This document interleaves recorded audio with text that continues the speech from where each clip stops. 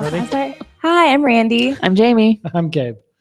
Okay, so yesterday we had this awful hearing that went on forever for a bunch of bills, and then finally 3.5 hours into it, we heard sponsor testimony for 2 bills in the House that will create new regulations for how abortion facilities handle biological tissue, the byproducts of an abortion. Yes.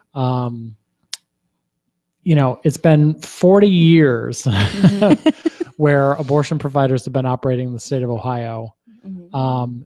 They've been following the law the entire time. There hasn't been a problem. But we've got a governor who wants to be president and an attorney general who wants to be governor. And so we've got to have something that these guys can campaign on. So now we got 2 bills. Yes, of course. Of course, it was ridiculous. And this is the thing, we lobbied to make abortion legal so it would be safe and regulated. So it's not like we're against every regulation. It's just stupid regulations that have no basis in medical necessity or the health and well-being of Ohioans that are targeted just at abortion providers. This isn't about making people healthier or safer. This is about shutting down abortion clinics. I mean, the first thing that happened as soon as those bills got introduced was Created Equal went out and did a whole campaign on how, disposing of this material is a weak link. And if we can stop them from being able to dispose the material, then we can close all the clinics down. And that was the first line that came out. So tell me that this is about, making sure that things are safe and regulated when really it's all about making sure that abortion providers can no longer operate in Ohio. Just like every other bill. I mean, it puts into the same category as every other bill that we've ever talked about here. It's not about, any kind of medicine or science. It's about closing abortion providers. Right. The biggest signal that this isn't serious healthcare policy was from Representative Kohler, one of the 4 bill sponsors that we heard from yesterday. Because you can't just have 2 after 3.5 hours of sitting there and waiting. Right. 2 House bills, 1 in the Senate. Each House bill has 2 sponsors, 2 main sponsors. Because, everybody's got to have a bite at the apple. Oh, yeah. But Representative Kohler took the cake. He gets a walk of shame this week. He compared abortion to slavery and 9/11. In his first sentence of his testimony. It wasn't even buried. It was like he launched straight into it the second he opened his mouth. It was, there are lots of hard things I have to tell my kids about. 9/11 and slavery and abortion, and they're all the same. Yeah. You're proposing healthcare policy. Yeah. That doctors' practices and hospitals are going to have to follow. Their hospitals are, $1 billion industry in this state. You've got some serious consequences for what you're proposing. And you're starting off talking about how you don't know how you're going to explain slavery to your kid. Yeah. What on earth are you talking about? The ironic thing, what I find highly ironic when people compare abortion to slavery is that in slavery, women were forced to have as many babies as possible because that's your capital. Yeah, it's people. So, and the babies are worth more than the adults. So I just find it's like, so that makes 0 sense.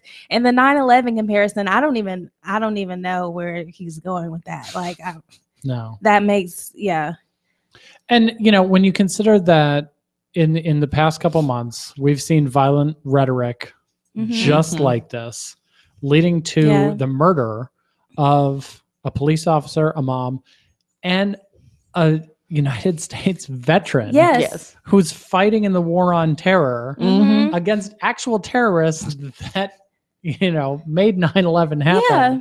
And he's comparing that to abortion. And this veteran was killed supporting his friend getting an abortion in Colorado. Yes. It's such an insult to, the families who've lost loved ones there, to families that have lost loved ones in 9/11. Yes. To ancestors of slavery to make these comparisons. It's really ridiculous. And to have that be the justification for what's supposed to be healthcare policy. Yeah. I don't get it. Yeah. The one weird thing was that these bills actually went to the health committee for once. Right. This wasn't in the abortion committee. Which again was kind of strange and weird too. So, we don't really know why that happened either. But we'll see what happens. I think it's time for them to acknowledge that this Community and Family Advancement Committee that they created this year, that's been getting created in 2015, that's been getting all of these abortion bills, is a little bit of a political, tool. And that if these were serious health bills, they would have gone to the health committee. But the members of the health committee, I think, are sick and tired of this crap. Yeah. I mean, the chair of the committee yesterday made it very clear she did not like the circus that was occurring in her hearing room. So it was nuts. So, if they wanted to be serious about this, they probably would have had conversations with abortion providers and with, funeral homes or service providers that do handle biological, tissue, medical waste, whatever. They could have talked to women who've had abortions. What? The only people they've talked to so far, it appears, is DeWine's office, probably Kasich's office, and Ohio Right to Life. Yeah. So very serious about doing this. Yeah. Very serious about closing abortion clinics. That's the only thing they're serious about. That is true. In no other legislation that affects the healthcare industry do they write the bill first, start having hearings, and then maybe follow up later by saying, hey, how will this affect you? Yeah. In every other instance of writing responsible legislation, you start off with those discussions first. Yeah. And here they're not even included in the process. And that was obvious too. They didn't even talk to the hospitals because when Rep. Sears did her testimony on 419, she talked about how there was archaic language that they included in the bill because LSC thought it was the right language, this hospital type incineration. And they've already pointed out that that's a ridiculous notion and that doesn't exist anymore. So obviously she didn't even just not talk to abortion providers. She didn't even talk to the hospitals that they were going to regulate. Right. So, they really didn't care at all about what they were doing. No. And they don't know about it either, because one of the other questions that was asked was, if this really is about the dignity of these remains, shouldn't you be treating remains from stillbirth and miscarriages in the same way that you are treating these remains from abortion? And Representative Sears again said, well, we're just really making the laws equal because this is already required in stillbirths and miscarriages, but it's not required in abortions. And I've read all the code and there's nothing in there about how you dispose of tissue from stillbirths and miscarriages. Right. So if we were making all things equal, there'd be no regulations on either end. So this is really obviously about regulating abortion providers, not about these products of conception. Yeah. Especially when it comes to things like miscarriages, this is like the biggest place that government does not belong in people's lives. Yes. When you've had a miscarriage, the last thing you want is to figure out, okay, am I complying with the law? Yeah. It's such a sensitive time for people. So they really you could just have one and not even know it. Exactly. And then are you going to be in trouble? Right. Because you didn't go and get a death certificate and have it buried or cremated, but maybe you didn't even know you were having one. Yeah.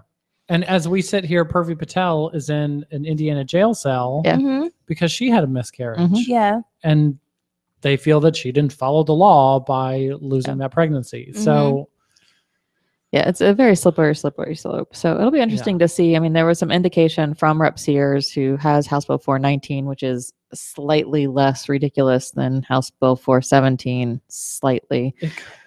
It could be, but that's such a...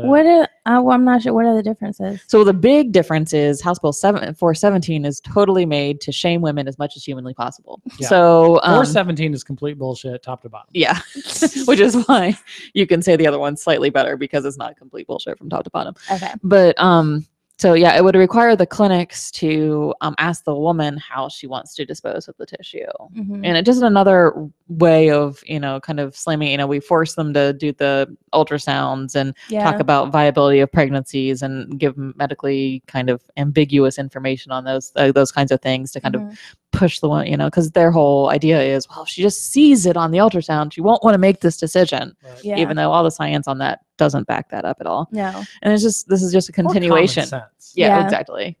Women know one of the most frustrating moments we've ever had in the State House, and that's saying something, was when they did the heartbeat bill hearing, when they did the ultrasounds. And Ohio Right to Life isn't for the heartbeat bill. But I guess that day, the president of Ohio Right to Life was, at least excited that, all those pro-aborts, as he put it, on the committee would finally see an ultrasound. On that committee was Nikki Antonio, who has kids. She's seen an ultrasound. Right. Representative Garland on the committee had seen ultrasounds before. Yeah. I mean, I think actually everybody ultrasound. I mean, yeah, exactly. Like, it's not like this whole idea that women have no idea what they're doing when I walk into an abortion clinic is just so ridiculous. So, the House Bill 417 kind of backs it up with, well, you need to sign this piece of paper that says how you want us to either cremate or bury the remains, because this is really serious what you're doing today. It's like they don't know what's happening inside there. I'm not sure what's going to happen in a few months. So I'm just going to nip this in the bud because, something crazy might happen from it. So that's why we need to show them, because they don't know what's going on in there. Like, that is completely women ridiculous. are not idiots, and once you realize that, you'll stop passing this stuff. So that's the main piece of 417, is that it requires burial or cremation only, and it requires this form, and there's all kinds of other regulations on what you have to do to cremate or bury. And so when you really start digging into it, there's concerns about privacy of the patients, and whether their names would be public because of this new regulation, and also cost of it. 20,000 extra fetal death certificates having to be processed by local health departments every year. There's no money in this bill for that. Yeah. So it's just another, unfunded mandate from the Kasich administration on local governments, which he's done over and over and over again. Because they're fiscally conservative. Yeah. Right. Well, your local taxes have gone up and your state taxes have gone down. Yeah. And ultimately, there'll be additional costs for women, if and when abortion providers have to comply with this, because if they're offering one form of disposal, if it's cremation or if it's burial or incineration, and now you have to offer choices, then by definition, you're going to have more costs. Yeah. More options is more costs. Yeah. And, when we've already reduced the number of abortion facilities in the state of Ohio, and now you're increasing the cost, you're making it that much more difficult for women to get, the safe and legal procedure that she's chosen to have. Yeah. Yeah. And I mean, actually a reporter asked me yesterday, like, is there, do you have like a cost estimate? And I told him I actually don't, because we've heard so many prices from all over. I mean, I've talked to people at the national level that says some clinics have gotten quotes as high as $1,000. Jeez. Per remain. So, and some other providers said as low as like 200 or so. I mean, that's on the 200 range, you're probably increasing the price of an abortion by a third. Right. So this is what, and the bill says you can't pass it along, but I mean, in order to operate, that's going to have to occur. So, yeah, I mean, that's what we're looking at. So we'll see what happens. I mean, for the sponsor, Sears, one of the sponsors of 419, seemed kind of open to discussions about actually not making it an attack on abortion providers, because she kept saying, "Oh, this isn't about attacking abortion providers." Well, let's see if the money is where her mouth is, and we'll see, if she is open to as much change as she said that she would be. The funniest moment actually was when she said that, of course, when the Ohio Department of Health makes the rules about this, they'll consult all the people impacted by it. I almost fell out of my chair at that point, because it was so laughable that they've changed the rules several times on abortion providers in Ohio, and they've never ever consulted any abortion providers on any of those rules. So the notion that, yes, of course they should, and put an interested parties meeting together and listen to all the interested parties, but that does not happen. Highway Hodges will talk to Governor Kasich, and they will decide what they want to do, and they will do whatever they want to do. So the Ohio Department of Health is clearly just a tool of the Kasich administration to try and attack abortion providers. So we'll see where this goes. That was just the first hearing for these two bills. The other Senate bill still has to get its hearing, and then we'll hear from proponents who Lord only knows who they drag out to try and say that this is absolutely necessary. Yeah. We'll see. Well, luckily for us, I think about 5 of those bills we had to sit through hearings on got voted out. So maybe we won't have to sit through 12 bills before this one next time.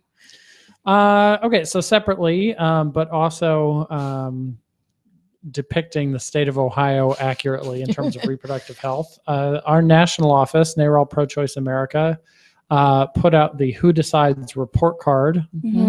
Nationally, our country gets a D for reproductive rights. Ohio gets a big fat F. Of course. So can we ground our Surprise, legislature for surprise. that? Send them to their rooms. You can't come back. right. Yeah, and I think what's interesting about that too is it's not just abortions; it's family planning. It's it really does look at like women's health, in a slightly larger picture. And frankly, we've had an F. This isn't a surprise. We've had an F every year since I've been here, and I've been here for longer than I'd like to admit. So but what is interesting is that we've gone up in number. Like we used to be like 48th or something like that, and so it just kind of shows you what number are we? I can't even remember. Did they rank us? But we've actually gone up in number because so many other states have done what we've done at this point. What's really interesting is in so many places, they're passing laws like making abortion clinics ambulatory surgical facilities. We're like, yeah, we did that in the 90s. Like, woohoo. Right. So much of what you kind of saw in Texas and in some of these other states, like we did a decade ago. So everybody's just kind of unfortunately catching up to our really, really, really bad laws. Right. We got such a low grade because of a variety of reasons. There are specific abortion bans in effect in Ohio, post-viability. There's restrictions on insurance coverage and different ways to specifically harm low-income women's access to abortion. It restricts young women's access to abortion, especially if they need judicial permission. We give $1 million to CPCs, and they've got those stupid Choose Life license plates. Yeah. So there's a ton of reasons. Governor Kasich's record is added into this. The legislative record is added into this. 91% of Ohio counties have no abortion clinic. So Ohio gets a big fat F. Yay. So go us. I would love to be able to say that there's nowhere to go but up, but that's totally not true. Yeah, the Ohio legislature proves that day in and day out. Right. Like just when you think they've gone as Bible's ridiculous, they can't go. Look. Yeah. And because this grade reflects all around our reproductive health, this is a big reason why we're dead last for the infant mortality rate for African American women, and just horrible for all women. Yeah. This is a really bad thing. And for, having a governor who would love to be able to claim that he's a moderate, he's not. No. When it comes to reproductive health care for women and for all Ohioans. Yeah. Yeah. So. He's not. None of them running are. No. No, they aren't. So, but he wants to be the Prince of Lightness. That was my favorite headline. He said something to the effect of, a lot of, there's a lot of people who are really, angry out there at the way our country is going. And, so many of the candidates are like the Prince of Darkness, playing into that doom and gloom feeling. But I want to be, the candidate of optimism. I want to be the, the Prince of Lightness. Right.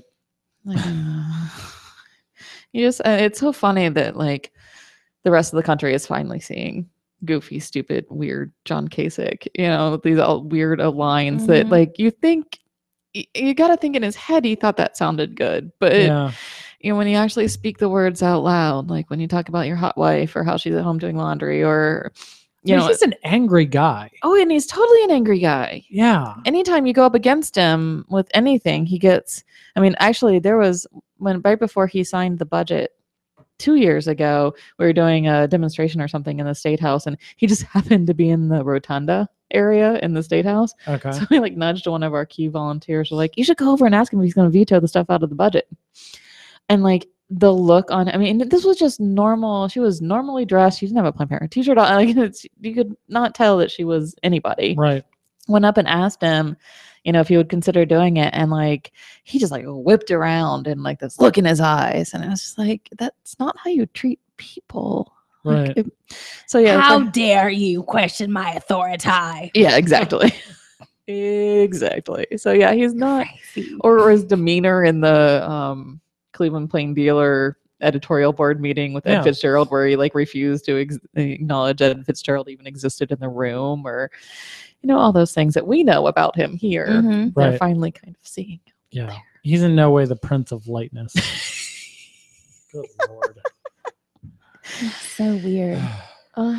Yeah, I mean, when you're representing or trying to be the leader of a national political party that just has so much hatred, just completely strung through all of its policies, you know, on immigration, on denying people health care, on denying people education, not giving a damn about the environment when people are drinking lead and we've got fracking causing earthquakes and poisoning people's water here in Ohio. You know, how can you claim to be the Prince of Lightness when there's just so much darkness in your own political party? Yeah. He's not really denouncing that or anything. Yeah. I mean, I would like to think that that's just like a small group of people and that there's actually some, you know, like just regular people who happen to call themselves Republican, but I don't know. Maybe there are no moderate Republicans anymore, and that's true.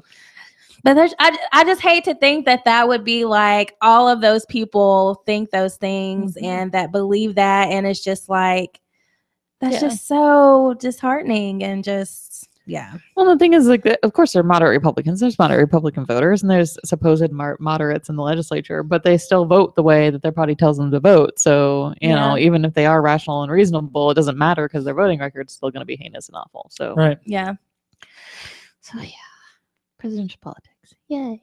Is it over yet? Oh. There hasn't been a single vote cast yet. No, it's not over yet. It's going to come faster than we know it. And I feel like I'm going to be like having like, I don't know, like it's going to be really stressful.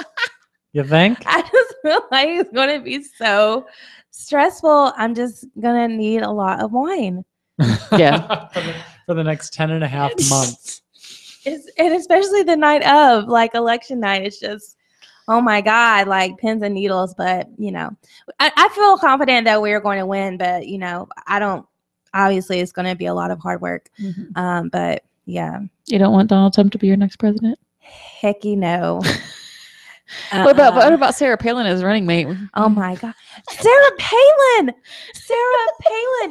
You saw, I mean, I want to get off on a tangent. Like Sarah Palin, she endorsed him. And if you saw like the little freeform speech that she did for him and talking about, you know, the Middle East and Muslims and Islam and the whole how she did, I'm not even gonna do it because it was highly offensive, but it's just like making noises and saying like, you know, oh, let them do what they're doing over there. And she was like, and let Allah sort it out.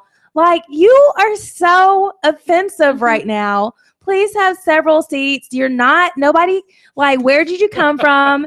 You don't care about any of this stuff. You're just trying to have your next 15 minutes of fame again. Right. And you're not making any sense. Like, Sarah Palin, she need to get the walk of shame too this week. Like, sit down. The part that you're talking about, though, is as horribly offensive as it was. Was actually formed in coherent sentences in English. There were parts of that speech that were just like noises and syllables. Yes. She said something about God clinging, bitter clinging. I'm like, what a bitter clinging? Yes. What does that mean? And she's trying to use her old catchphrases again. But it doesn't make any sense how she was like, drill baby, we need to drill baby, drill down on our conservative ideas. But it's like, honey, like, no, like, stop. I really don't think she was sober. I don't.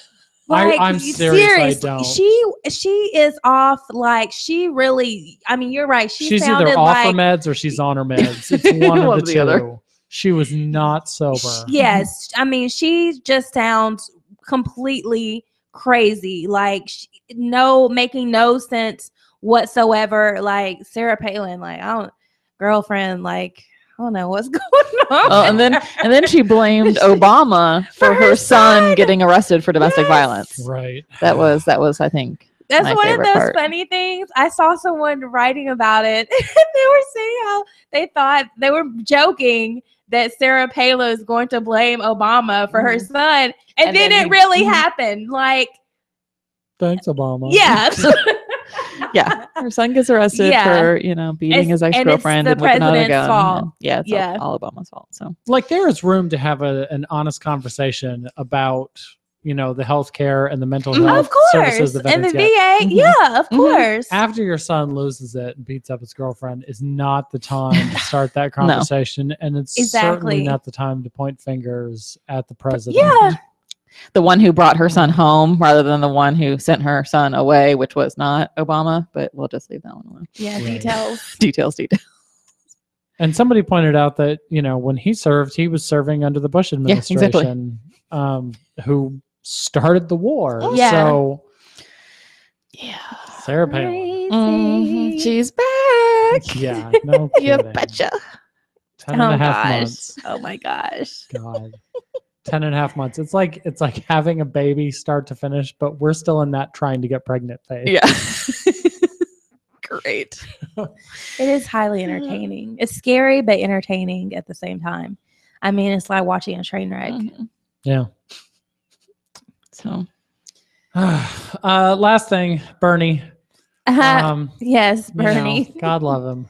Yes. So he had an interview with Rachel Maddow, which I saw, and he was talking about, how NARAL for Choice America, Planned Parenthood, the Human Rights Campaign, they've all endorsed Hillary Clinton for president in the primary. And so Rachel asked him, she was like, well, are you trying to go for these endorsements? Mm-hmm. And he was like, well, then he touted the other ones he's gotten. And he was like, well, it's really crazy to me. I see it every day. We're not only taking on the Wall Street establishment, but we're taking on the political establishment, and basically saying that NARAL, Planned Parenthood, HRC are like the establishment. That he should be taken on? Because I don't think his voters want him taking on Planned Parenthood. No. Are you freaking kidding me? Yeah. I don't know. That's a good question. When I heard him talking about it, I don't think he meant take us on. I don't know what he meant by that, actually. Exactly. Really, mm-hmm. But yeah, for whatever reason, he was like, he's taking on us, the establishment, and that they're going behind Hillary. I don't know. I mean, he's touted his other endorsements that he's gotten from grassroots groups like Move On and Democracy for America, which are, all awesome groups as well. So I don't really know. I think he was just kind of trying to, I don't know. I think it's tough for him to admit the fact that she has so many more endorsements. Yeah. She's got a political campaign machine. Yeah. For sure. That she's been, working on directly or indirectly for nearly a decade now. Yeah. Well, to try and get her elected president. The Clinton machine goes back into the 90s. Yeah. I mean, come on. I don't think anyone, doesn't think that Hillary Clinton is not somehow. I mean, it's not necessarily a bad thing just because you've been in it a long time, you're a career politician, and you establishment. That doesn't make you inherently bad. That just means you've been around a while. And the entire idea of there being, an establishment, that first off, that's not a real thing. And, every election cycle, we've got some politician that's trying to say that he's an outsider, and that's why you should elect him. Even though they've been there for 20 years. Yeah. How long has Bernie been in Congress? Yeah. Right. Yeah. But then you've got somebody that's saying that you shouldn't elect that person. They're an outsider.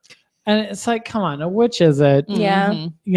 So this whole, I'm experienced, but I'm not establishment. It's, this is a lot of phony baloney talk. But for Planned Parenthood, especially, to have just been specifically, targeted through a bill that passed through the U.S. House and Senate, to have their funding attacked, if they were really part of this establishment, they wouldn't have legislation going to the president's desk to try and defund them. Mm-hmm. True. We would have public funding for abortion. We wouldn't have the Hyde Amendment. We would, I mean, if we were the establishment, the world would be such a better place. Right. I mean, right now we're at the point where what we've got, in our corner is a pro-choice president who promised and followed through with the veto. and several good pro-choice senators, including Bernie Sanders and Sherrod Brown here in Ohio, that make up enough of a minority where the veto stands. Yeah. That's what we got. Yeah. We're losing in state houses, we're losing in Congress. So there's no pro-choice establishment. Even Debbie Wasserman Schultz and Nancy Pelosi are making headlines by saying, statements that aren't in line with pro-choice values. Yeah. And this is the minority leader in the U.S. House and the chair of the Democratic National Committee. Yeah. We're not the establishment. No. Even though, like you said, we have definitely pro-choice people who have been pro-choice all their careers and everything, they're still afraid to say abortion and abortion on demand, and we should pay for abortion with public funds. Like, they're still afraid to say all those things. Yeah. Right. So, kind of interesting. Yeah. I'm sure, he'd probably choose different words if he had it to say or again, but we'll see. Yep. 10.5 months. Yeah. So, okay, that's all for this week. Kind of a short show, thankfully. Hopefully even less next week. It'd be nice if the legislature leaves us alone. All right. Until then, we'll see you guys. Bye. Bye. Bye.